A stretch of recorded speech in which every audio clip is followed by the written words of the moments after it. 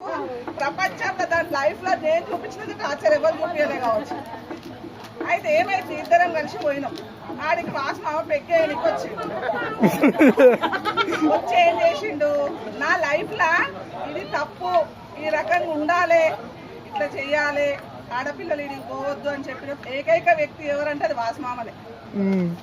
నేను చెప్తున్నా కదా, నాకు ఊహ తెచ్చిన వయసులో మందు షాప్కి పోవద్దు, సిగరెట్లు తాగేటోళ్ళ దగ్గర ఉండొద్దు, గుట్కాలు తిండేటోళ్ళ దగ్గర ఉండొద్దు, 10 మంది మొగోళ్ళు ఉన్న దగ్గర ఉండొద్దు అని చెప్పిండు.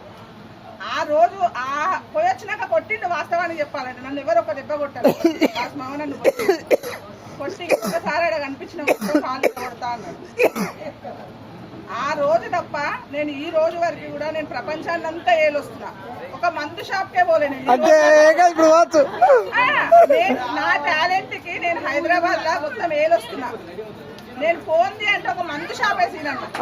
వాస్తవానికి చెప్పాలంటే ఆడోళ్ళు చేసే పని చేస్తా, మగోళ్ళు చేసే పని చేస్తా. నా బిడ్డ మొత్తం చెప్పేసి, హిస్టరీ మొత్తం చెప్పేసి అవసరం లేదు, ప్రతి ఒక్కటి చేశాను నేను. ఒక పోంది ఒక మందు షాప్ కి ఈ రోజు వరకు పోలే.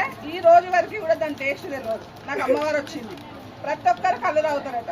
నేను ఈ రోజు వరకు కూడా ముట్టలే, సచ్చేదాకా కూడా ముట్ట. Right, okay. నాకు ఆ రోజు నాకు ఊహ తెలియని వయసు అది తప్పు అని ఏదైతే నా మైండ్ లో ఫిక్స్ చేసిందో ఈ రోజు వరకు ఉంది. నేను సచ్చే వరకు నువ్వే కదా మాకు అమ్మ తర్వాత నా చిన్న వయసు, నా చిన్న